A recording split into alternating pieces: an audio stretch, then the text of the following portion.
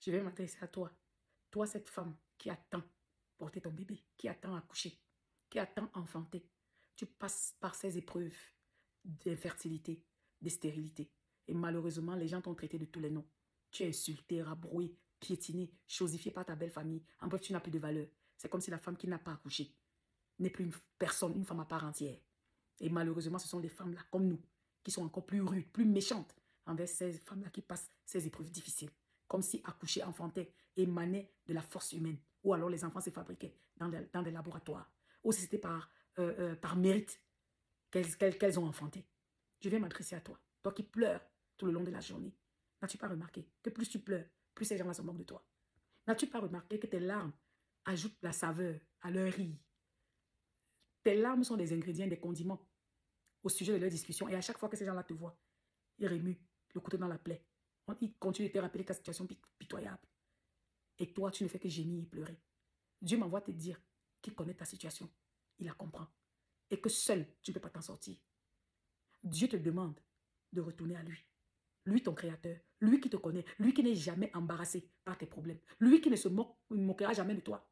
Mais qui, au contraire, prend plaisir à un cœur brisé, à un cœur contré. Lui qui te comprend mieux que toi-même. Il te demande de rentrer à lui. Rentre pleurer à ton Dieu. C'est lui qui te connaît. Pleure. Parce que ça fait mal. Parce que nous sommes des humains. Pleure devant ton Dieu. Parce que ton cœur est fait de chair et non de pierre. Et quand tu auras fini de pleurer devant lui, lui qui seul peut changer ta situation, sèche tes larmes. Lave ton visage, relève-toi, parfume-toi et souris. Refuse de pleurer devant ces gens-là qui ont le sourire sur les lèvres, mais qui dans le cœur sont pleins de rapines. Refuse de pleurer devant ces gens-là qui ne peuvent pas changer ta situation, mais qui au contraire se réjouissent de ta situation et qui sont même parfois l'auteur ou à l'origine de ta situation. Va vers celui-là qui seul peut réécrire ton histoire. Son nom, c'est Jésus. Voilà pourquoi je t'encourage aujourd'hui de faire la rencontre avec ce grand Dieu. Si Jésus rentre dans ta vie, il mettra fin à ton passé et il donnera naissance à ton futur. Oui, rejoins une assemblée. Entoure-toi des frères et sœurs en Christ qui pourront se tenir à la brèche, invoquer le Dieu là, qui seul est la solution à tous nos problèmes fondamentaux. Toi, ma sœur qui m'écoute aujourd'hui. Je viens te dire que ce qui t'arrive là n'est pas nouveau. Il n'y a rien de nouveau sous le soleil. Si tu regardes aux Écritures, il y a des femmes comme toi qui sont passées par des moments de stérilité et d'infertilité. Des femmes comme Sarah, comme Anne, comme Rachel, comme Rebecca, comme Élisabeth. Mais tu sais ce que ces femmes-là avaient en commun? C'était leur intimité avec Dieu, leur communion avec Dieu. C'était des femmes de prière. C'était des femmes elles étaient familières à la voix de Dieu. Elles connaissaient leur Dieu. Voilà le secret. Parce que seule, tu vas sombrer dans la dépression. Seule, ma soeur, tu vas être désespérée. Et c'est le désespoir qui pousse les gens là dehors à toucher à ce qu'il ne faut pas, à accepter l'inacceptable, toucher à l'intouchable. C'est le désespoir. Ces femmes-là, avec leur communion, leur intimité avec Dieu, elles écoutaient, elles entendaient la voix de Dieu. Avec lui, tu vas faire des exploits. Si aujourd'hui tu connais ton Dieu, tu te rapproches de lui, il viendra ôter ce fardeau qui pèse, qui t'écrase, qui t'oppresse. Et Jésus te donnera son joug qui est léger. Et tu pourras trouver le confort, même dans la souffrance, même dans l'épreuve. Pendant que tu marcheras dans la vallée de l'ombre de la mort, tu ne seras pas seul. Il sera là, son bâton et sa houlette te guideront, te donneront la force d'avancer. Avec lui, tu ne séjourneras pas dans la vallée de l'ombre de la mort, mais tu passeras. Parce que l'issue, le bout du tunnel arrivera. La lumière du jour se fera voir. Deuxièmement, identifie la cause de ta stérilité. La Bible nous dit que Sarah était stérile. Point barre. Peut-être c'était une cause naturelle. Pourtant, Anne, la Bible dit que c'est Dieu qui l'avait rendue stérile. Ça, c'était la cause de sa stérilité. Dieu lui-même. Abimelech, c'était la punition de Dieu. Parce qu'il voulut prendre Sarah, la femme d'Abraham. Michal, la femme de David, c'était la punition de l'Éternel. Parce qu'elle se moqua de David, qui était en train de louer son Dieu. Donc je viens déjà entre parenthèses, m'adresser à vous là. Vous qui passez le temps à vous moquer de ces femmes-là qui louent leur Dieu. Des gens qui prient, comme si ces gens-là louaient avec vos lèvres. Adorez Dieu avec vos langues, avec votre cœur. Vous, on ne se moque pas de Dieu. On ne se moque pas de Dieu. Parfois, vous êtes étonnés. Des choses qui s'abattent dans vos vies. Vous êtes étonnés. Mais Dieu est miséricordieux. Si vous rentrez à lui, vous lui demandez d'amener à la lumière, il va vous le révéler. Parce qu'il n'y a que lui pour amener à la lumière ce qui est caché. Ensuite, bien aimé, il faut détecter, comme je le disais, la cause de votre stérilité. Parfois, c'est la malédiction. C'est écrit dans Deutéronome. Les malédictions multiples. Parfois, pour nous autres, parfois, ce sont les malédictions ancestrales. Les alliances qui ont été contractées quand on n'était pas là. Nos ancêtres, nos aïeux. Parfois, ce sont des malédictions que nous-mêmes, nous avons prononcées. Parfois, les aïeux ont dit, voilà, ils peuvent faire des alliances. Les filles de cette famille n'accoucheront pas à partir de la deuxième génération. Parfois, ce sont des malédictions que nous-mêmes, nous avons prononcées. On a entendu des femmes dire, ah, moi, dans leur jeune âge, parfois, je ne veux pas d'enfants. Les enfants, ça ne m'intéresse pas. Non, je ne veux pas de filles. Non, non, non, moi, non, non. Et plus tard, on a oublié, mais ça se manifeste. La vie et la mort, ce pouvoir de la langue. Parfois, c'est parce qu'on a côtoyé les devins, les magiciens, les marabouts.